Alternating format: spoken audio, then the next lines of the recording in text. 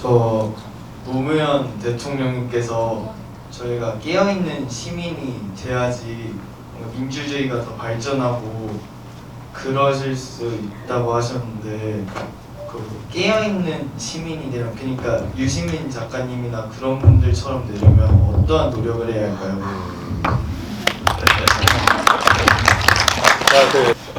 그 고등학생이 중학교 네. 부모님을 잘 두셨는데 이런 영화를 보게 해주시고 그 깨어있는 저도 잘 모르는데요. 그러니까 노무현 대통령이 깨어있는 시민의 모범이라고 생각을 하고 제가 지켜본 노무현 대통령을 보면 우선 첫 번째 깨어있는 시민의 조건은 까칠해야 돼요. 그러니까 권위에 주눅 들어서는 안 돼요. 눌리지 않아야 돼요. 대들어야 돼요. 반문하고 토달고 이의 제기하고 문제 제기하고 통념에 눌리면 안 돼요. 자기 기준으로 그거 맞냐고 의문을 가지고 대들어야 돼요. 그냥 받아들이는 사람이 아니에요. 자기가 생각해봐서 아니면 손들고 얘기하는 사람이에요. 질문하고 의문을 제기하는 그게 첫 번째 조건이라고 생각해요. 두 번째는 노무현 대통령도 얘기하셨지만 이런 얘기 하셨죠. 자기를 사랑하는 사람은 사람을 사랑하고 세상을 사랑합니다.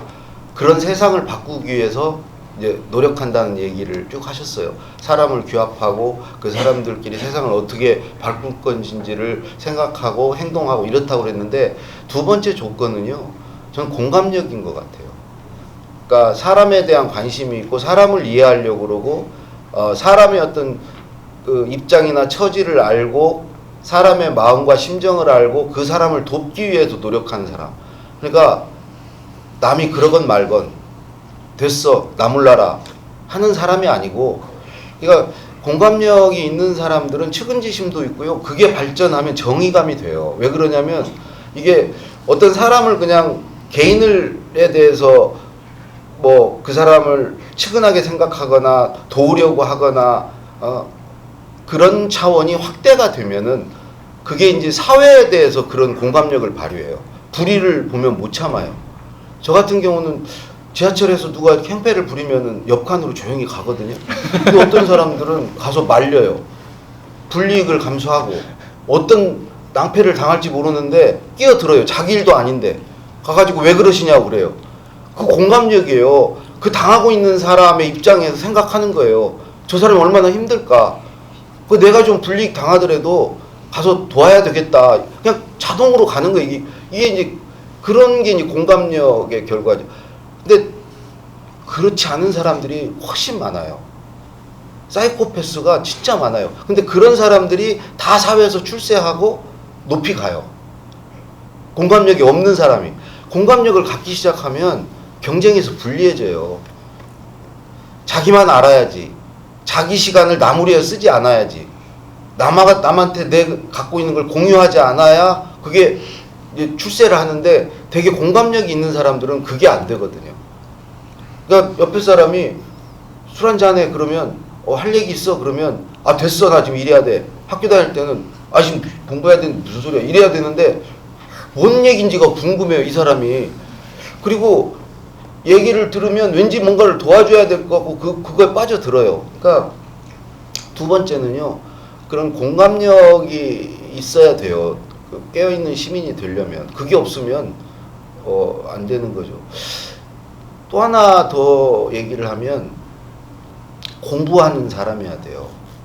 이게 그냥 깨어있다고 무대뽀로 개기고 뭐 도우려고 해도 자기가 힘이 있고 아는 게 있고 해야 돕는 거지 자기가 공부하지 않고 저는 그게 가능하지 않다고 생각해요. 그래서 아까 이제 노무현 대통령 말씀대로 이런 인과관계를 따질 줄 알고 이러려면 이제 공부해야 깨어있는 마지막 네 번째는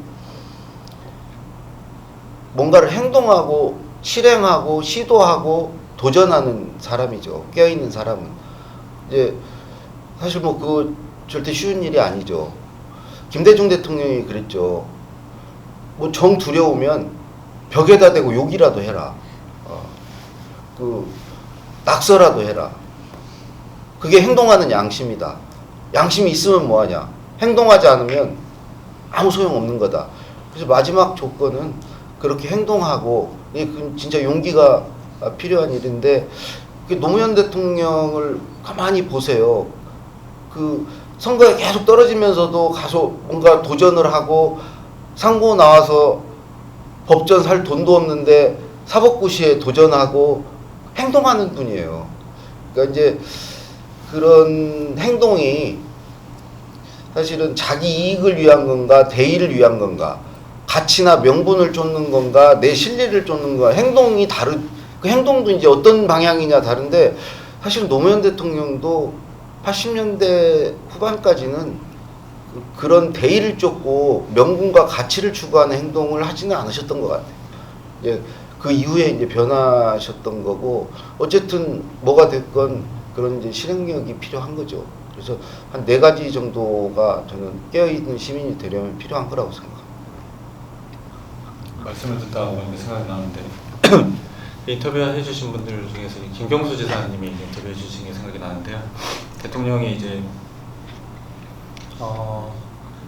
자기 눈에 보였는데 이것이 뭔가 잘못됐다라고 생각을 하면 꼭 고쳐야 되는 그런 게 있으셨대요. 그것이 뭐 꼭 어떤 큰 일이 아니더라도 뭐 대통령이 집을 만들었는데 욕조의 위치가 조금 이상하다면 자기가 좀 이게 이상하게 발견되면 자기가 꼭 직접 고쳐야 되고 이런 것들을 하셨다는데, 말씀하셨던 대로 이제 80년대 뭐 초반까지는 이제 그냥 자기가 잘 먹고 잘 살면 되는 변호사 일을 하다가도 뭔가 이제 사회 불의를 자기가 뭔가 본 이상은 그걸 이제 지나치지 못하는 거예요. 꼭 자기가 그것을 고쳐야 되고 그런 게 있으셨던 것 같고요.